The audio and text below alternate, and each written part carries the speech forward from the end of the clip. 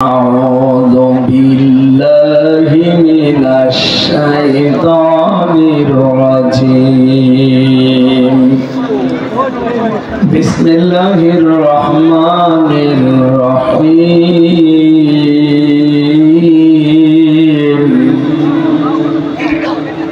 إنه من يأتي ربه مجرما فإن له جهنم لا يموت فيها ولا يحيا صدقت يا ربنا ولا لسيدنا مولانا محمد اللهم صل على سيدنا مولانا محمد وعلى سيدنا مولانا محمد আলহামদুলিল্লাহ।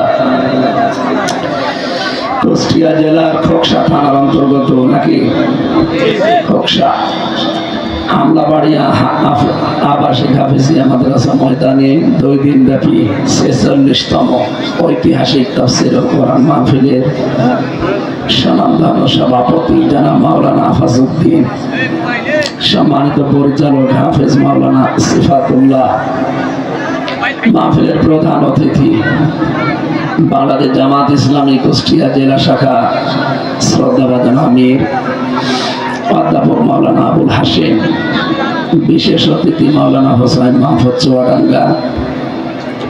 আলোচনা রেখেছেন আপনাদের এলাকার সন্তান হাফেজ মাওলানা মোর্শেদ আলম। আমন্ত্রিত অতিথি অনেকগুলো মানুষের নাম দিয়েছেন, বিশেষ করে যারা আমন্ত্রণে এসেছি আপনাদের অত্র এলাকার কৃতি সন্তান হাফেজে কোরআন শ্রদ্ধাভাজন ওস্তাদ হাফেজ মোহাম্মদ আব্দুল্লাহ দামাত বারকাতুহুল আলিয়া। এই ফ্যান বন্ধ কেন? চালু করে দিন।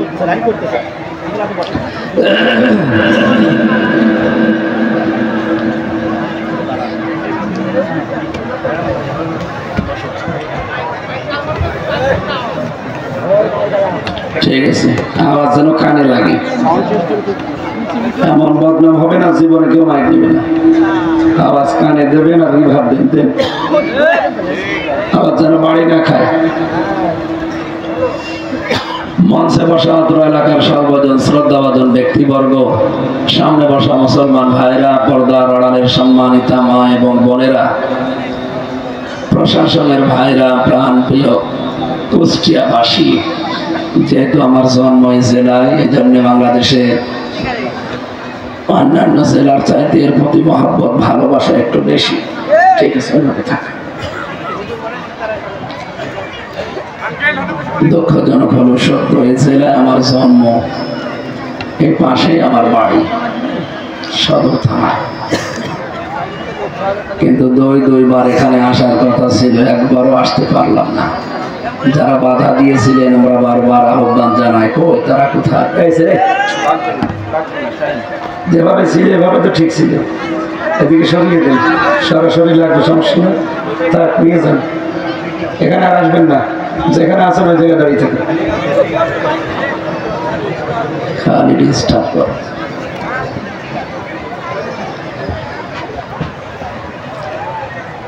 দল, মত, জাতি, বর্ণ, ধর্ম নির্বিশেষে আজকের এই অনুষ্ঠান, এটা শুধু মুসলমানদের না। কথা বোঝেন আমার? এটা মুসলমানদের না, হাদা বায়ানুল লিন্নাস, মানুষ যারা তাদের জন্য আজকের আয়োজন। আপনি দেখেন এলাকায় অনেক হিন্দু এসে বসে আছে, কারণ মানুষের জন্য আল্লাহ কোরআন দিয়েছেন, শুধু মুসলমানদের জন্য না।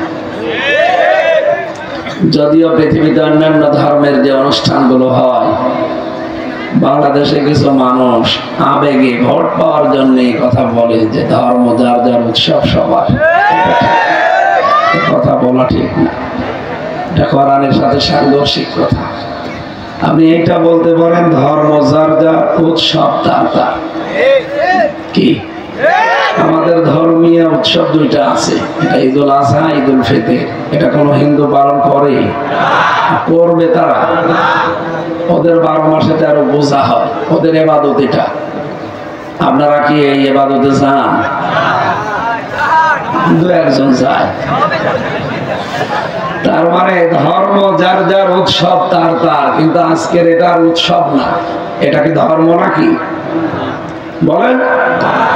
এই কোরআন আল্লাহ সবার জন্য দিয়েছেন, এই জন্য আয়োজন হয়তো মুসলমানেরা করেছে, কিন্তু এখানে সবাই আসার অধিকার আছে, আর সবাই আসতেও পারেন। আমরা সবার জন্য এই কথা বলবো ইনশাআল্লাহ। আল্লাহ যেহেতু শুধু আমাদের জন্য না, আল্লাহকে শুধু মুসলমানদের, পৃথিবীর মানুষ যারা, সবার জন্য আমার আল্লাহ। সুতরাং আমার কথাও যেহেতু আম, আমরা খাস করে নেব না, আম করে কথা বলবো ইনশাআল্লাহ। তাফসীরুল কোরআন মাহফিল লিখে দিয়েছেন, কোন চিন্তা ভাবনা ছাড়া তাফসীর আকারে কথা বলবো। রাজি আছেন না?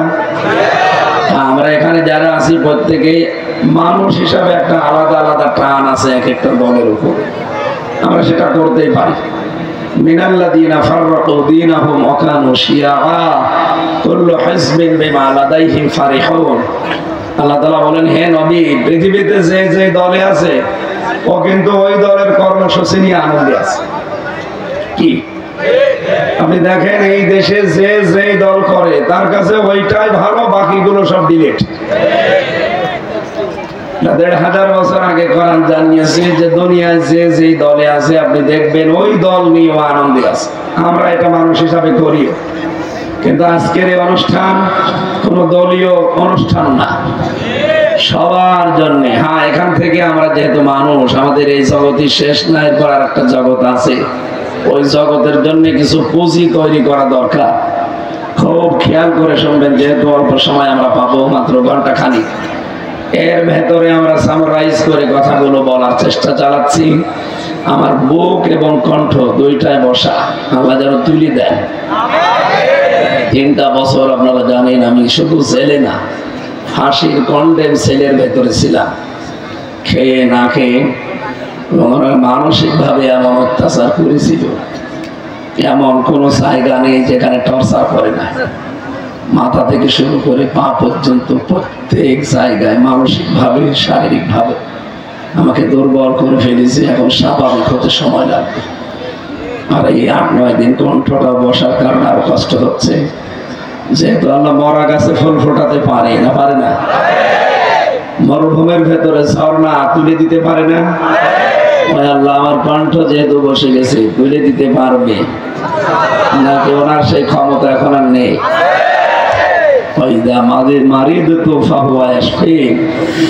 আমি যখন অসুস্থ হই, আল্লাহ আমাকে সাহায্য করে, তিনি আমাকে শেফা দেন। আপনাদের দোয়ার দিকে তাকিয়ে, আল্লাহর দয়ার দিকে তাকিয়ে আমরা দোয়া করছি, আল্লাহ আমার কণ্ঠটা মুক্ত জীবনে ফিরে আসবো আমি আশাও করি না। কত মানুষ আমার সামনে দিয়ে মারা গেছে, লাশ বের হয়ে চলে গেছে, কোনদিন ভাবে না যে বাইরের জগতে আবার আল্লাহ আমাদেরকে নিয়ে যাবেন, কারণ জালেমরা এমন করেই রেখেছিল। যেহেতু আল্লাহ মুক্ত জীবনে ফিরিয়েই দিয়েছেন, আল্লাহ কণ্ঠটাও ফিরিয়ে দাও। আরো জোরে বলেন আমিন। এই কণ্ঠ, ভাঙ্গা ভাঙ্গা কণ্ঠ নিয়ে কিছু কথা বললে রাখবেন তো আপনারা? সবাইকে নিয়ে আল্লাহর দরবারে শুকরিয়া জানাচ্ছি। না, এটা সরাসরি দিলে গলা ভেঙে যাবে, বামে চাপিয়ে দেয়, হালকা যেন লাগে, একটু লাগলে হবে। ঠিক আছে, সবাই জবান খুলে, যেহেতু 15 থেকে 17 বছর আমরা অনেকে জবান খুলে কিছু বলতে পারি না, জবান খুলে বলেন আলহামদুলিল্লাহ। আমাদের কণ্ঠের ভেতরে 27টা স্তর পার করে একটা এই আলহামদুলিল্লাহ বের হয়। কয়টা? 27টা স্তর। ফেরেশতারা প্রত্যেক জায়গায় বসে আছে, এর কাছে ও, ওর কাছে ও, এভাবে দিতে থাকে। সর্বশেষ একটা কথা বের হয়। আল্লাহ পাক যদি কথাটা বন্ধ করে দিত, এই যে নজরুল, কবি নজরুলের কথা বন্ধ ছিল না? এই কথা বলে না কেন? কত বছর তার জবান আল্লাহ বন্ধ করে দিয়েছিল, সব ঠিক ছিল, কথা বলতে পারত না। তার মানে স্তর গুলোতে কাজ করতো না। এটা যে আল্লাহ করেছিলেন উনি এখনো আছে, কিছুদিন পরে আর থাকবে না। উনি যদি আছেন, ছিলেন, থাকবেন, সুতরাং আপনার সবারও যে কোনো সময় হঠাৎ বন্ধ করে দিতে পারে সে ক্ষমতা আল্লাহর আছে। উনি কিচ্ছু করবে না, শুধু বলবে ইন্নামা আমরুহু ইযা আরাদা শাইআন আইয়াকুলা লাহু কুন ফায়াকুন। আমি যখন কোনো কিছু করার ইচ্ছা করি তখন বলি যে কুন হও ফায়াকুন, হয়ে যায়। এখন যদি বলে হামজারে কণ্ঠ জবান বন্ধ, আর কিছু লাগবে? তামাম দুনিয়ার ডাক্তার যদি এসে গলার ভেতর ঔষধ ঢোকায়, হবে? কয়েকটা জিনিসের সাথে আল্লাহ দুনিয়ার কারো মিল রাখেন না, তার ভেতরে এই কণ্ঠের স্বর একটা। আমার কণ্ঠ এবং আব্দুল্লাহ, হাফেজ আব্দুল্লাহর কণ্ঠ যদি একরকম হতো, এখন যদি বাড়ির বাইরে যে সালাম দিতাম আসসালামু আলাইকুম, ম্যাডাম তো মনে করতো মনে হয় হাফেজ আব্দুল্লাহ আসতেছে। ঘর খুলে দিলে ঝামেলা হতো না, বাবা শাহজালাল সব হালাল হয়ে যেত। কণ্ঠের এই স্বরটা আল্লাহ পরিবর্তন করে যে কত দয়া করেছে, কথা বোঝেন না? 2 নম্বরে আল্লাহ পাক বলেন আমি মানুষের চামড়া, এই যে আমার শরীরের ভেতরে ৯৭৬৮ প্রকার চামড়া আছে, কিন্তু কোন চামড়ার সাথে কোন চামড়ার মিল নেই।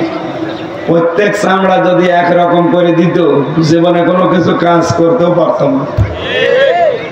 কেন আল্লাহ আলাদা আলাদা চামড়া দিয়েছেন? আরো গুরুত্বপূর্ণ বিষয়, আমার চামড়া হাফেজ আব্দুল্লাহ চামড়া হয়তো একরকম দেখতে রং, কিন্তু আমার চামড়া যদি কেটে যায় ওনার চামড়া এনে লাগিয়ে দেবেন, কিয়ামতের আগে লাগবে না, লাগালে আরো পছন্দ হবে। কেন? আল্লাহ জানাতে চেয়েছেন তোর চামড়ায় ওর সাথে মেলে না। কিয়ামতে কেউ কারো বোঝা বহন করবে না। অথচ বাংলাদেশে কত ভণ্ড পীর বের হয়, বলে তোর কোনো চিন্তা নেই, আমি আছি। এটাতে পুরা বাট পারি, কথা বোঝা যাচ্ছে না? কারো উপরে ভরসা করে লাভ আছে? নিজের কাজ নিজে করবেন, কারো উপরে আশা ভরসা করে লাভ নেই, এগুলো সব ভুয়া। কারণ কিয়ামতের দিন আপনাকে আল্লাহ বিচারের জন্য একা ডাকবে। কয়জন করি? নাকি পীর সাহেব সহ? অনেকে বলে যে আমার বাবা জান উঠবে। কিসের বাবা জান? আপনি উঠবেন কিয়ামতে আল্লাহর সামনে স্রেফ একা। এটাকে আমি বানালাম? সূরা মারিয়ামের ভেতরে আছে, 16 নম্বর পারা 10 নম্বর পৃষ্ঠা 15 নম্বর লাইনে আছে, অকুল্লুহুম আতিহি ইয়াউমাল কিয়ামাতি ফারদা। আল্লাহ বলেন কিয়ামতে প্রতিটি মানুষকে আমার সামনে ডাক দেব একজন করে। কয়জন করে? তাহলে যারা বলে যে কিয়ামতে আমার পীর সাহেবরা সব লাইন দিয়ে উঠবে, কোন চিন্তা নেই, বাবা জান আছে, দাদা জান আছে, এগুলো মিথ্যা কথা না সত্য কথা? বানোয়াট, মানুষকে ধোঁকা দিয়ে বোকা বানাতে চায়। এই জন্য আল্লাহ চামড়ার সাথে মিল রাখেন না, যে তোর চামড়ার সাথে ওর চামড়া মেলে না, আর কিয়ামতে তোর বোঝাও বহন করে নিয়ে যাবে, পাপের বোঝা। ও তোরে বোঝায় আর তুই বুঝিস, ওইটা একটা বাটপার আর তুই পাগল। এই কথা বলো না কেন? 3 নম্বরে আমাদের মেলে না এই আঙ্গুলের ছাপ। এখানে 153টা রেখা আছে, আজ পর্যন্ত কারোর সাথে কারো রেখা মেলে নাই, কিয়ামত পর্যন্ত মেলবে না। যদি রেখা মিলে যেত কত মানুষের জমি চাল দলিল করে নিয়ে নিত। 4 নম্বরে যেটা মেলে না সেটা চোখ। এই যে চোখের ভেতরে 1,70,000 তার দেওয়া আছে। আপনি শুধু চামড়া তুলে ফেলেন, দেখেন মানুষের শরীরে শুধু তার পাবে, শুধু রগ। এখানে 5টা জিনিস দিয়ে আল্লাহ সাজিয়েছেন, মনি, কর্নিয়া, লেন্স, ইকুয়া। কয়টা? একটার সাথে আর একটা কারণ মিল নেই। মনে হচ্ছে চোখ একরকম দেখতে, কিয়ামত পর্যন্ত এটা মিলবে না। 5 নম্বরটা আরো আশ্চর্য, সেটা হচ্ছে আমাদের এই জহব্বার স্তর। 1,50,00,000 স্তর আছে এই জহব্বার ভেতরে, স্বাদ আস্বাদন করতে পারে। 357 প্রকার খাবার আপনি একবারে জহব্বাই দিলে বলতে পারবে, আলাদা আলাদা স্বাদ। কিন্তু পৃথিবীতে কোনো হোটেল এমন নেই যেখানে 357 প্রকার খাবার রান্না হয়। বাংলাদেশে সহ বিশ্বের বহু দেশে আমি গেছি, কোনো নামি দামি রেস্তোরাঁ হোটেলে আমি পাইনি। এদেশের গাজীপুর জেলা নাম শোনেননি? কাপাসিয়া একটা থানা আছে, নিরিবিলি একটা হোটেল আছে, ওখানে 180 প্রকার খাবার বানায়। কলার পাতা ভর্তা বানায়, বাঁশের পাতা ভর্তা বানায়, কাঁঠালের পাতা ভর্তা বানায়, এই সব মিলে কত? অথচ আমার জহব্বায় আল্লাহ স্বাদ নেওয়ার ক্ষমতা দিয়েছে 357 প্রকার। সুবহানাল্লাহ বলতে পারেন না? আমি এগুলো সব বানালাম না, সব বিজ্ঞান থেকে নিয়েছি। তার মানে আজকে সামারাইজ এতক্ষণ পর্যন্ত যা বললাম, এই কারো ওপরে ভরসা করে লাভ নেই। আপনার চামড়া মেলে না, আপনার হাতের ছাপ মেলে না, আপনার কণ্ঠের স্বর মেলে না, চোখের মনি মেলে না। সর্বোপরি জহব্বার আস্বাদন স্তরের এই স্বাদের এক একজনের ভিন্নতা এক এক রকম, কোনো কিছুই মিল নেই। আর মানুষ আপনাকে বোঝাবে, তোর চিন্তা নেই, আমি আছি, কিয়ামতে তোরে পার করে দেব, ওটা পুরো একটা ভণ্ড। হ্যাঁ, কথা বলেন। এরকম ভণ্ডের দরবার বাংলাদেশে নেই, এগুলো যেন আর না থাকে। আমাদের আজকের আলোচনার বিষয় হচ্ছে সূরা তাহার ৭৪ নম্বর আয়াত। পৃথিবীতে যে যেই ধরনের অপরাধ করবে আল্লাহ জাহান্নামে তাকে ওই স্তরে রাখবে। আমরা বহুবার কথা বলেছি যে জাহান্নাম আমরা অনেকেই জানি যে 7টা, আর জান্নাত। এখানে যারা জেনারেল শিক্ষিত আছে এদেরকে যদি জিজ্ঞাসা করেন জাহান্নাম কয়টা, জিজ্ঞেস করুন কয়টা। কোনদিন পড়েছি না? পড়ে ইসলামী স্টাডিজ ছাত্র বুঝলাম। ওই 1 2 3 4 5 এ যারা পড়ে ইসলাম শিক্ষা, ওখানে লেখা আছে জাহান্নাম 7টা, জান্নাত 8টা। কিন্তু কোরআনে কারিমের কথা নেই। এই এমন সময় চলে গেল, তাড়াতাড়ি করে। ওখানে একজন বসিয়ে রাখতে পারেননি, এমনি গলা ভেঙে গেছে।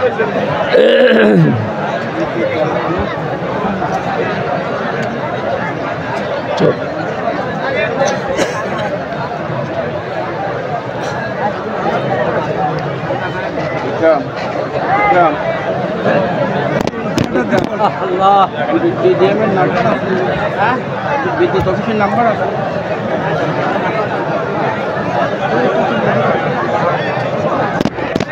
ওখানে একজন বসিয়ে রাখতে পারেননি।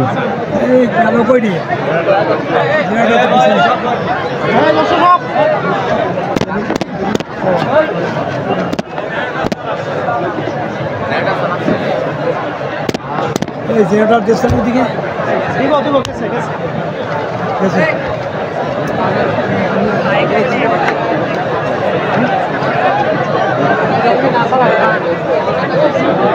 নাম্বার से हम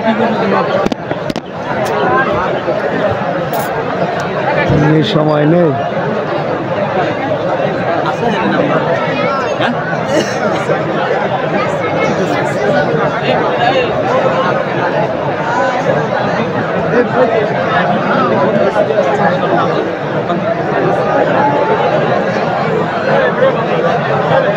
নাম্বার আছে।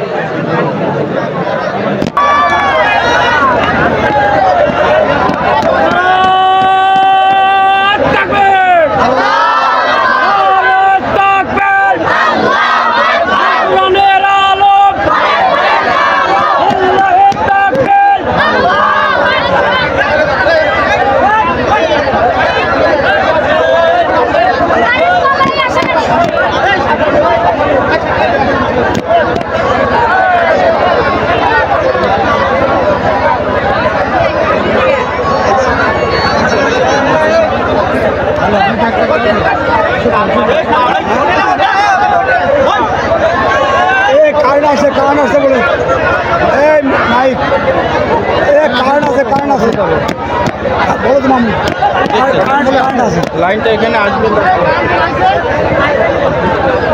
বিদ্যুৎ চলে আসে হ্যাঁ বুঝে ফোন করে কথা হাতে আছে বিদ্যুৎ আছে সিদ্ধি কয়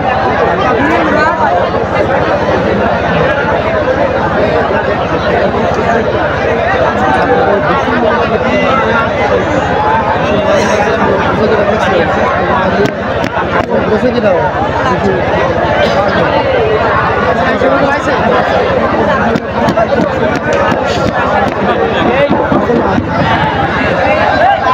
আল্লাহুম্মা সাল্লি আলা বসেন যারা দাঁড়িয়ে আছেন বসে পড়ো ওয়ালা আলি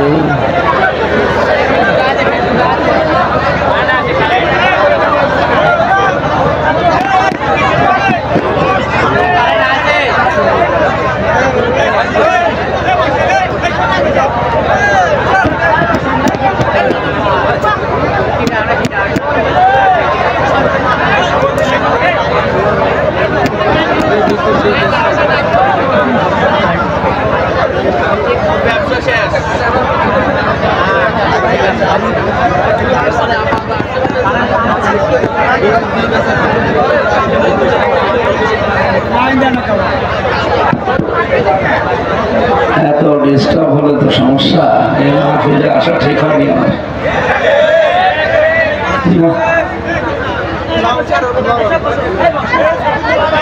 সুবহানাল্লাহ আলহামদুলিল্লাহ লা ইলাহা ইল্লাল্লাহ সুবহানাল্লাহ আলহামদুলিল্লাহ লা ইলাহা ইল্লাল্লাহ লা ইলাহা ইল্লাল্লাহ মুহাম্মাদুর রাসূলুল্লাহ। আমার ভাইরা, আমি একটা সহজ বিষয় নিয়েছিলাম আমাদের বোঝার জন্য। কথাগুলো এমনি সময় কম শোনে, যেহেতু এটা রাজনৈতিক মঞ্চ না, আমরা তাফসীর মাহফিলে এসেছি কোরআন থেকে কিছু জানতে। একটা নির্ভেজাল বিষয়, কারণ অনেক মানুষ ভ্রান্ত ধারণায় আছে, মনে করে জাহান্নাম 7টা জান্নাত 8টা। আমি যে যতটুকু করছি অসুবিধা নেই, কালেমা যখন পড়েছি একদিন না একদিন যাব। এই বিশ্বাস অনেকের ভেতরে আছে না? এইটা বদ্ধমূল থাকার কারণে মানুষ চুরি করে, এইটার কারণে মানুষ জেনা করে, এটার কারণে মেয়েরা বেপরদায় চলে। যদি জানতো যে জান্নাত কি, তার কিভাবে আল্লাহ বানিয়েছে, কাদেরকে দেবে, কতদিন থাকা লাগে, কতদিন বের হওয়া যায় না, এই বিষয়গুলো আমাদের নখদর করেনি।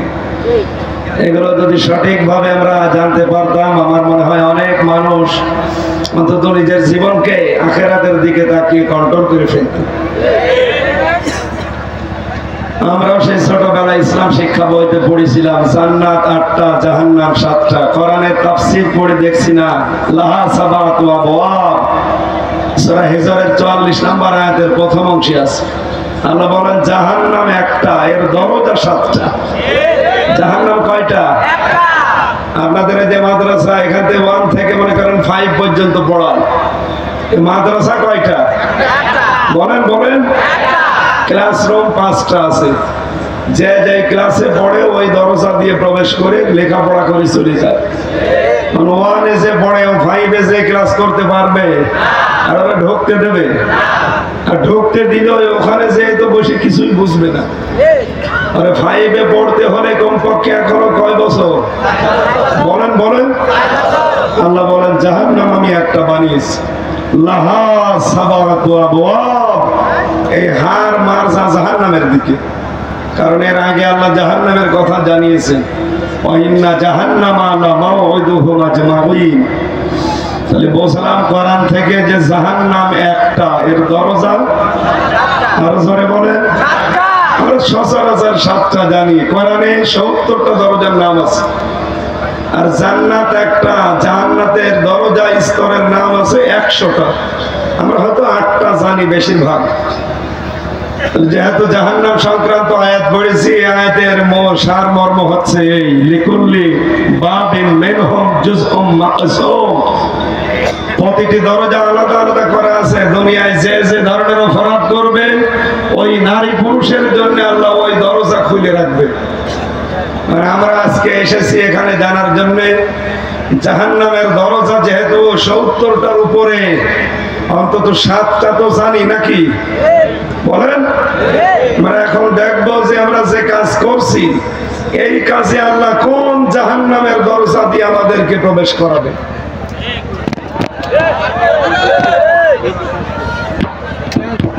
ঠিক আছে, প্রথম নাম্বারে আমরা দরজার নাম পেয়েছি কোরআনে কারিমে, সেটার নাম হচ্ছে জাহান্নাম। দরজার নাম কি? জবাব দেন সে ছাত্রের মতো, জাহান্নামের দরজার নাম কি? আল্লাহ রাব্বুল আলামিন বলেন ইন্না জাহান্নামা কানাত মিরসাদা লিত্তাগিনা মাবা লাবিসিনা ফিহা আহকাবা। সূরা নাবার 21, 22, 23 নাম্বার। অবশ্যই জাহান্নাম এটা একটা ফাঁদ।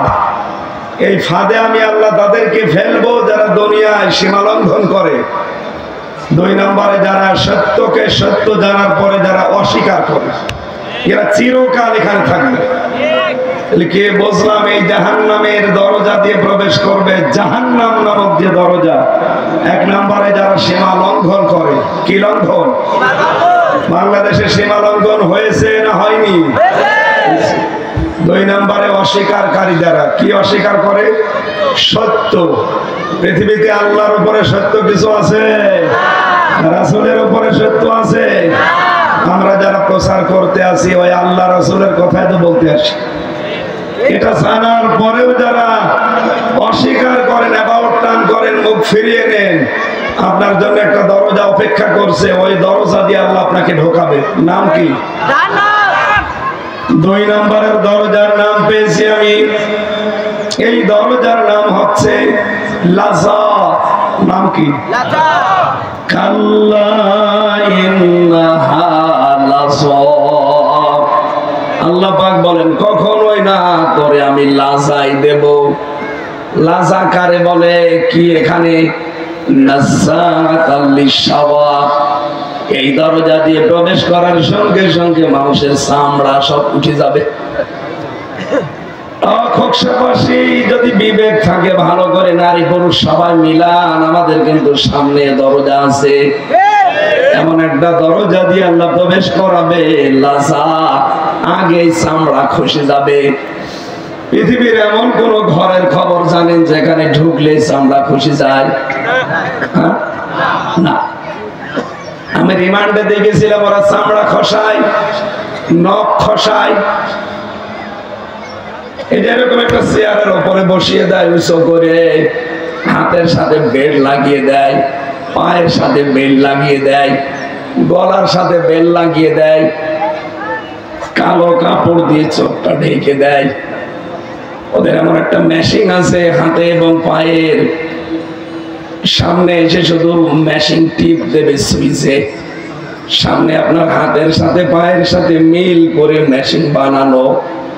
একটা শুধু টিপ মারবে আস্তে করে, আপনার এই নখ গুলো পায়ের আর হাতের একবার উঠে চলে আসবে। আমি নিজে দেখেছিলাম। আমার বলছিল যে এটা দিয়ে আমরা নখ তুলি। চেয়ারে বসানোর পরে শুধু আপনাকে একটা টিপ দেবে, 1 মিনিটে আপনি 120 বার করবেন। চোখ মুখ ধাঁধা লেগে মনে হবে 3-4টি দুনিয়া দেখছি। কথা বলছেন কিছু? এখান থেকে বন্ধ করে যান পরে।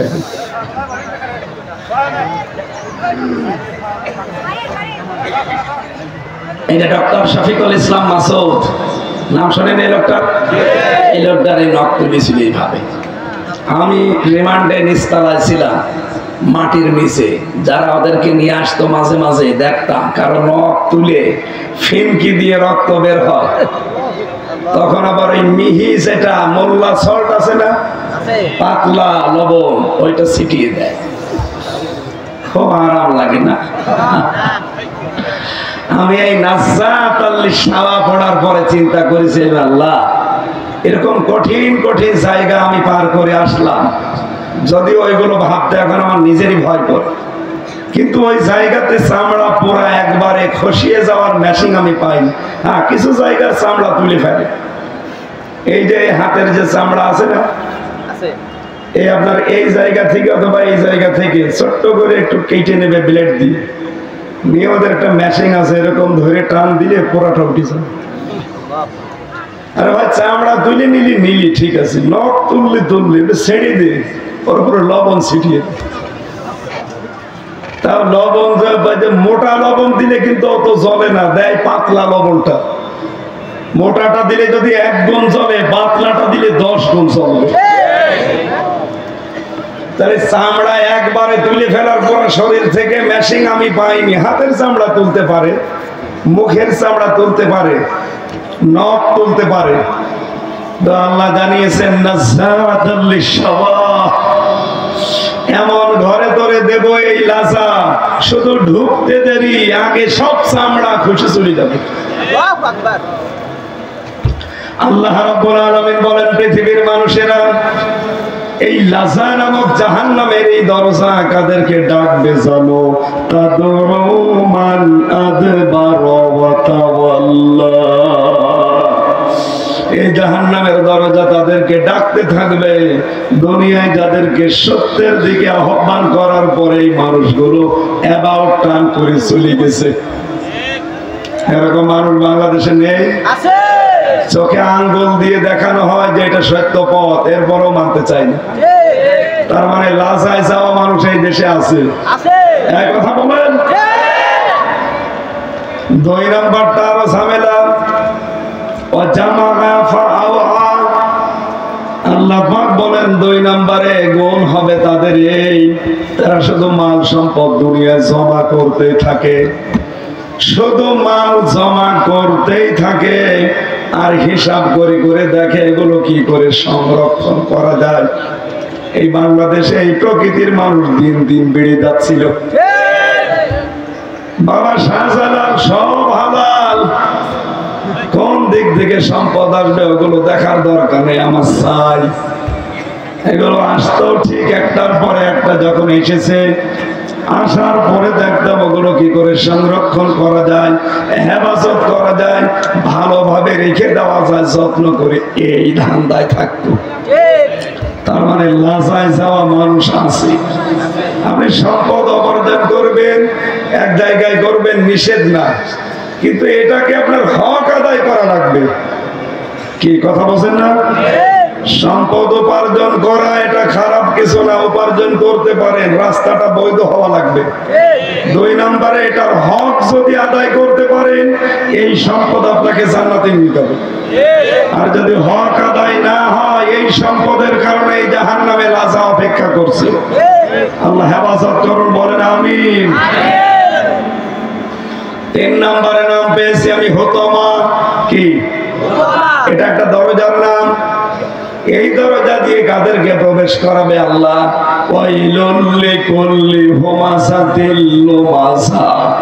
আল্লাহ বলেন, যারা সামনে পেছনে মানুষের দোষ চর্চা করে, গীবত করে, এর কথা ওর কাছে লাগায়, এই মানুষগুলোকে হুতমায় দেওয়া হবে। আর এটা সবচেয়ে বেশি মেয়েদের ভেতরে। এক কথা বলে না কেন? বিশ্বাস যদি না হয়, এখনো মহিলা প্যান্ডেলে যান, দেখেন ওরা ওয়াজ শোনা বাদ দিয়ে এই ওয়াজ করছে। একবার বসে বসে শুধু টান দেয়, ও বউ, এই গেবত শুরু হয়ে গেল। না, সাবধান সম্মানিত মা বোনেরা, কারো দোষ চর্চা করা যাবে না। কারো সম্পর্কে যদি কোনো কথা বলেন, ওই দোষ যদি যার ভেতরে থাকে, তাহলে হবে গেবত। কি হবে? বলেন বলেন। গেবত মানে মরা ভাইয়ের গোশত খাওয়ার সমান। আর যদি ওই দোষ তার ভেতরে না থাকে, আপনি যদি বানিয়ে বানিয়ে তার নামে এই দোষের কথা বলেন, এটা গেবত না, এটা তহমত। এটা আরো খারাপ, আল্লাহর আরশ পর্যন্ত কাঁপতে থাকে। এখানে যাদের ভেতরে এই বদ অভ্যাস আছে, আপনি নামাজ পড়ে, দান সাদকা করে, বোরকা পরে কি করবেন যদি এই বদ অভ্যাস থাকে? সুতরাং যারা এই মানুষের দোষ চর্চা করা, এর কথা ওর কাছে লাগানো, এটা বন্ধ করেন। কারণ এরকম যদি অভ্যাস তৈরি হয়ে যায় তাহলে তার মোনাজাত কবুল হওয়া বন্ধ হয়ে যাবে। এই যে সবাবেরত আসতেছে 13, 14, 15 ফেব্রুয়ারি আয়ামে বীজের রোজা, নফল রোজা যদি সমর্থ থাকে রাখবেন।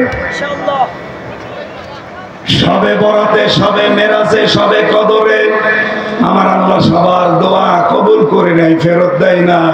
শুধু 4 প্রকার মানুষের দোয়া আল্লাহ ফেরত দিয়ে দেয়। 1 নম্বরে যারা দুনিয়ায় মানুষের দোষ চর্চা করে। আল্লাহর কাছে এটা এত বড় ঘৃণিত অপরাধ, হয়তো আমরা অনেকে কিছু মনে করি না, এ আর কি না। এই অপরাধ যদি কোনো এলাকায় জারি থাকে, নবীজি জানিয়েছেন ওই এলাকার মানুষের দোয়া কবুল করা আল্লাহ বন্ধ করে দেয়। বোঝেন কথা? অথচ এই গোনাটা আজ বাংলাদেশে অহরহ চলছে। আমরা এত দোয়া করছি, আমাদের কোনো কিছু আরো সে চাই না। কারণ এই হয়তো এলাকায় তালাতালি করা, এর কথা ওর কাছে লাগানো মানুষ আছে। যদি এখানে কেউ থাকে তাহলে এখান থেকে চলে যান, নাই তো আপনার জন্য এই মাহফিল কবুল হবে না, মাঠে মারা যাবে। যান, আপনি চলে যান। ওই একজন চলে যাচ্ছে, যাক তাড়াতাড়ি চলে যান। ওদের গেবত করে মনে হয় না।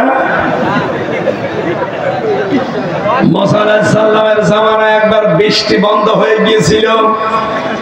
হযরত মুসা তার উম্মতদেরকে নিয়ে একটা চাটিয়াল ময়দানে এসে দোয়া করলেন, রব্বুল আলামিন অনেকদিন বৃষ্টি হয় না, আমরা হাহাকার হয়ে গেছি, তুমি বৃষ্টি দাও।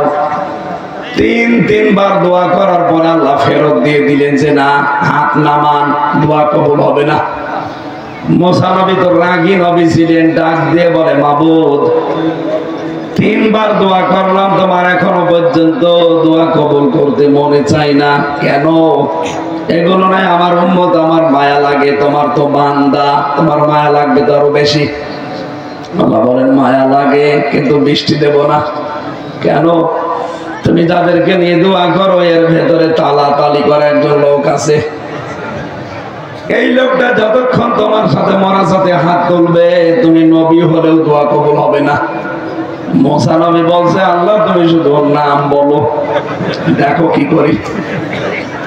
ঘাড়ে ধাক্কা দিয়ে বের করে দেবো, বেটা বিয়াদব। আল্লাহ বলেন, না, আমি নাম ধরে কথা বলা নিজেই অপছন্দ করি, আর আমি এখন নাম বলে দেই আর তুমি ধরে মারো, সবার সামনে অপমান করো, হবে না। কি করব আমি তো আর মানুষের খবর জানি না। আল্লাহ বলেন, একটা বুদ্ধি শিখাই, তুমি এসে ওই ময়দানে দাঁড়িয়ে সবাইকে নিয়ে তওবা করবা, তাহলে ওই লোকটাও তওবা করবে। আর তাওবা যদি কেউ মন থেকে করে, ওর ভেতরের অপরাধ আল্লাহ সব মাফ করে দেয়। এখানে একটা গুরুত্বপূর্ণ ভাষণ আছে, তাওবা আর ইস্তেগফার কিন্তু এক না। আপনি যদি তাওবা করতে পারেন, জীবনের অপরাধগুলো আল্লাহ সব মাফ করে দিয়ে ওই জায়গাটা নেকি দিয়ে পাল্টিয়ে দেয়। এই যে 15.5 বছর যারা জুলুম করেছেন, এটা মানেন তো?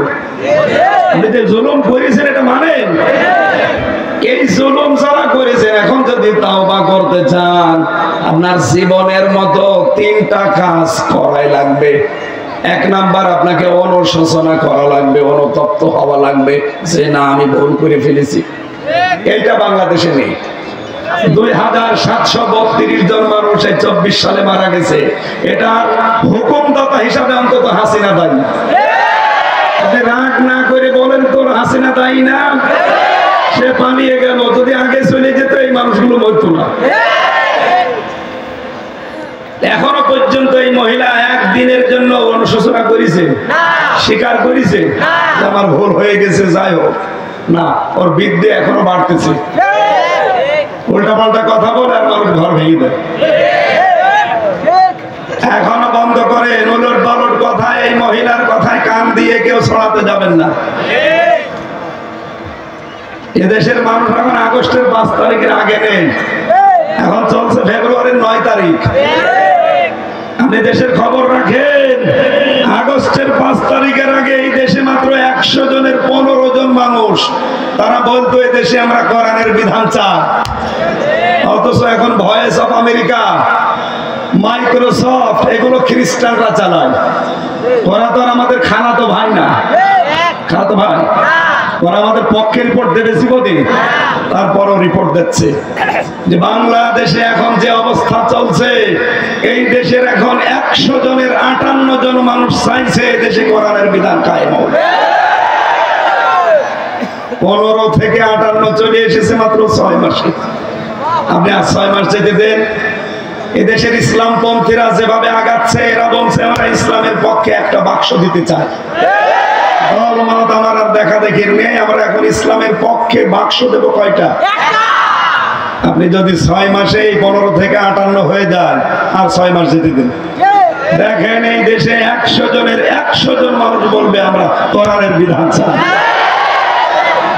এই জন্য অনেক মুনাফিক, অনেক জালেমের মাথা খারাপ হয়ে গেছে। তারা বলছে না, এ দেশে যারা আলেম ওলামা 10টা ভোটও পাবে না।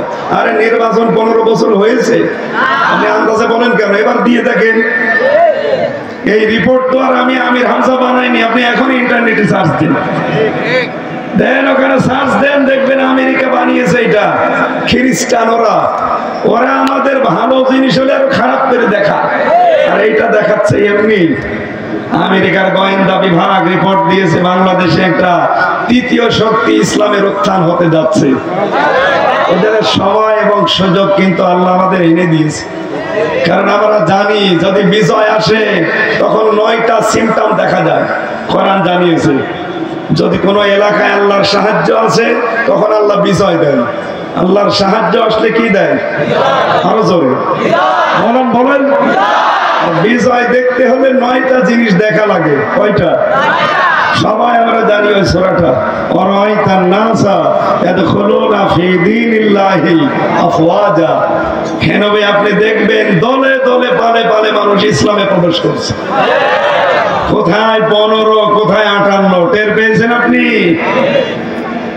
গত কয়েকদিন আগে অনলাইন জরিপ বেরিয়েছিল, এই দেশের 100 জনের 66 জন মানুষ এখন চাচ্ছে, গতকালকের রিপোর্ট, 100 জনের 66 জন মানুষ চাচ্ছে, এর ভেতরে হিন্দু আছে। তারা চাচ্ছে দেশে আল্লাহর বিধান কায়েম হোক, তাহলে আমরা নিরাপদে থাকতে পারবো।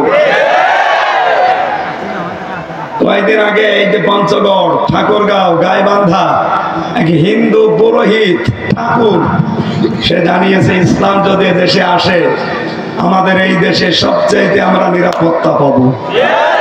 আমরা দেখতে পেয়েছি যে মুসলমানরা আমাদের মন্দির পাহারা দেয়, আমাদের বাড়ি ঘর পাহারা দেয়।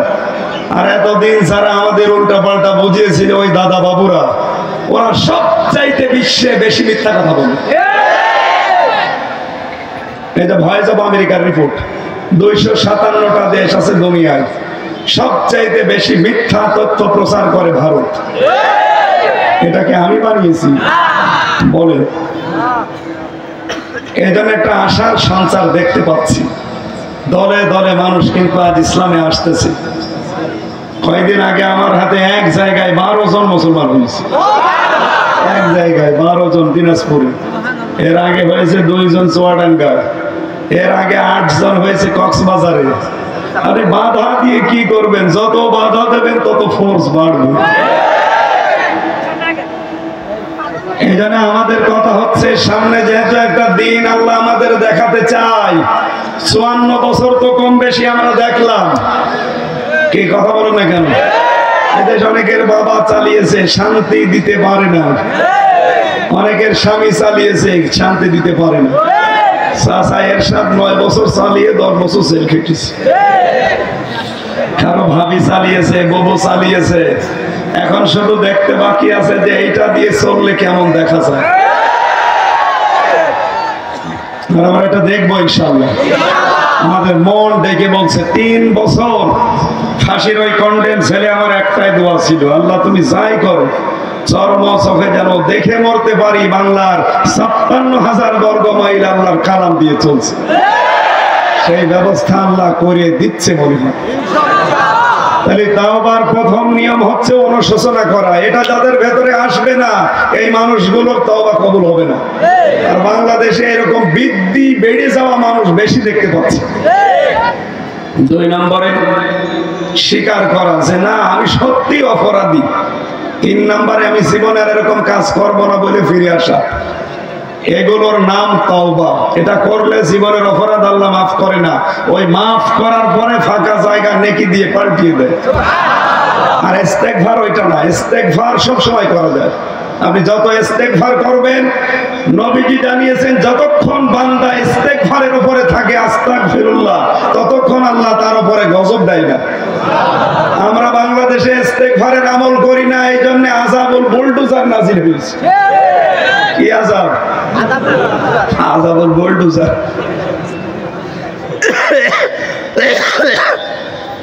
এরপরও আমাদের ইস্তেগফারের আমল নেই, এই জন্য এখন চলছে অপারেশন ডেভিল হান্ট, মানে শয়তানের খোঁজে। প্রশাসন যেভাবে লেগেছে, এদেশে কোন শয়তান আমার মনে হয় থাকতে দেবে না। কথা বলছেন? সুতরাং কখন আবার আযাবুল বুলডোজার চলে আসে ঠিক নেই। এদের সব সময় কোন আমল করা লাগবে? আস্তাগফিরুল্লাহ।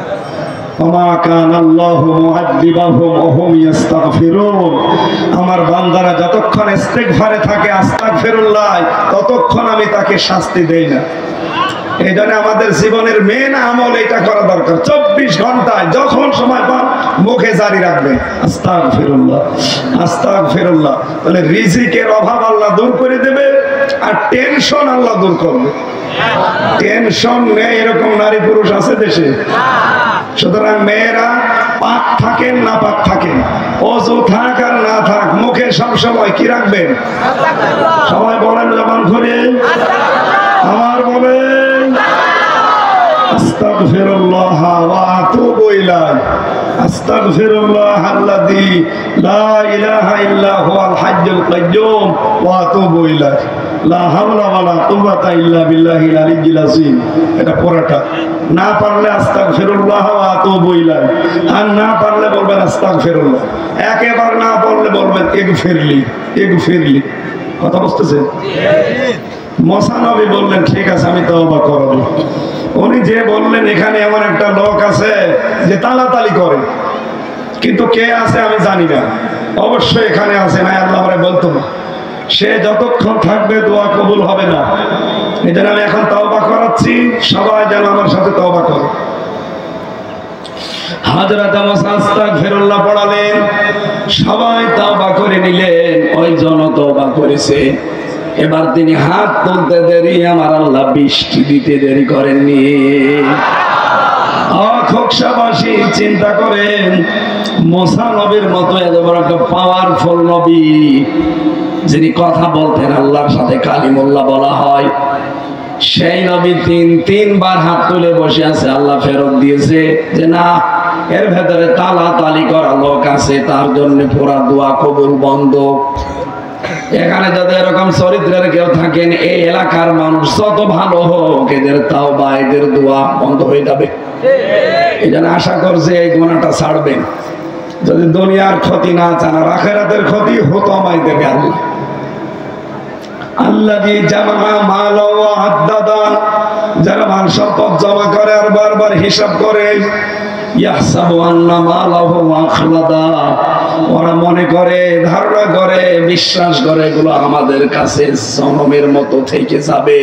আল্লাহ বলেন কাল্লা, কখনোই না। কাল্লা লা ইউমবাদান্না ফিল হুতামা, কখনোই না, ধরে আমি হুতামায় দেব। নারুল্লাহিল মুকাদা, কি জানো হুতামা? এটা আল্লাহর জ্বালানো আগুন। আমাদের কামাল হুতামা, এ নবী আপনি কি জানেন হুতামার বললাম, আর আপনি মনে করছেন কি না, এটা পুরোটা আগুন, পুরোটা আগুন। এই দরজা দিয়ে প্রবেশ করে মানুষ শুধু আগুন ছাড়া আর কিছু পাবে না। অথচ এই জাহান্নামের এই হুতামা নামক দরজা দিয়ে আল্লাহ খুব বড় পাপের কারণে দেবে না, যেটাকে পাপই মনে করি না, ওই পাপের কারণে। কোন পাপ? তালাতালি করা। এর কথা ওর কাছে লাগিয়ে সম্পর্ক নষ্ট করে দেওয়া, গীবত করা, যার ভেতরে সেই দোষ নেই ওই দোষের কথা তার ভেতরে লাগিয়ে ওই লোকটাকে সমাজের কাছে, মানুষের কাছে ছোট করে দেওয়া। বাংলাদেশে গোনা এখন আছে না নেই? আরে মা এসেছেন, খালি নামাজ পড়া রোজা রাখা কালো বোরকা পরা ইবাদত না। হযরতে খাদিজাতুল কুবরা জীবনে এক ওয়াক্ত নামাজ পড়েননি, একটা রোজা রাখেননি, একটা সাদকা করেননি, যাকাত দেননি, একটা বড় হজ করেননি, একদিনও পর্দায় থাকেননি। অথচ তাকে আল্লাহ এই পৃথিবীতে জান্নাতে ঘর বানিয়ে সুসংবাদ পাঠিয়েছে। কেন? কারণ এই বিধানগুলো নাযিল হয়েছে সব তার ইন্তেকালের পরে। তার মানে ওগুলো উনি মানতে পারেননি, কিন্তু উনি জান্নাতে ঘর পেয়েছেন কারণ একটাই, ওনার জীবনে উনি কোনোদিন তালাতালি করেননি। সুবহানাল্লাহ বলতে পারেন? 2 নম্বরে স্বামীর বাধ্যগত ছিলেন। স্বামী যতক্ষণ বাইরে থেকে না আসতেন, ঘুম লেগে গেলেও দরজার সাথে হেলান দিয়ে ঘুমাতেন। এরকম বউ তো এখন ঘরে ঘরে। ওরা জেগেও থাকে স্বামীর জন্য না, সিরিয়ালের জন্য। সম্মানিত মা বোনেরা, যারা নামাজ কালাম ফরজ নামাজটা যদি ঠিক রাখেন, ফরজ রোজা সামনে আসতেছে যদি ঠিক রাখতে পারেন, আর স্বামীর জায়েজ কথাগুলো যদি মানতে পারেন, না জায়েজ কথা না, যেটা জায়েজ ওইটা, আর স্বামী যেটা পছন্দ করে ওটা যদি পছন্দ করে চলতে পারেন, নবীজি বলেন জান্নাতের 8টা দরজা সব খোলা থাকবে। যে কোনো দরজা দিয়ে ওই মহিলা প্রবেশ করবে। নামাজ পড়লেই শুধু দিয়ে দেবে তা বলা আছে? রোজা রাখলেই দিয়ে দেবে আছে? এই 4টা কাজই করা লাগবে। নিজের শরীর হেফাজত করা, নামাজ পড়া, রোজা রাখা, স্বামীর জায়েজ কথাগুলো মেনে চলা। আমি স্বামী, আল্লাহর কসম করেন আমার সামনে, এখানে যত স্বামী আছে প্রত্যেক স্বামীর পক্ষ নিয়ে বলছি, মা বোনেরা ভালো করে শুনে, শুধু নামাজ পড়া রোজা রাখা কালো বোরকা পরা না, জান্নাত যেতে পারবেন না। স্বামী যেটা পছন্দ করে ওটা যদি জায়েজ হয়, আপনার জীবন থাকতে পছন্দ করা লাগবে। আপনারা আমার কুষ্টিয়ার মেয়েরা, আমি ভালোবাসি আপনাদের, আমি চাই না আপনারা জাহান্নামে যান। আমি প্রত্যেক স্বামীর উপর থেকে কথা নিয়ে বলছি, আমি প্রত্যেক স্বামীর উপর থেকে কথা নিয়ে বলছি, প্রতিটা স্বামী আমরা মন থেকে চাই বিয়ের পরে আমার মা বাবা আমার সাথে থাকবে। আমি খেয়ে থাকি না খেয়ে থাকি, মা বাবা আমার সাথে থাকবে। 100টার 98টা বৌমা এটা চাই না, খালি আলাদা হয়ে যায়, আলাদা হয়ে যায়। কথা বলছে না কেন? আর কার বউ এরকম ঝামেলা করে হাত তোলেন তো?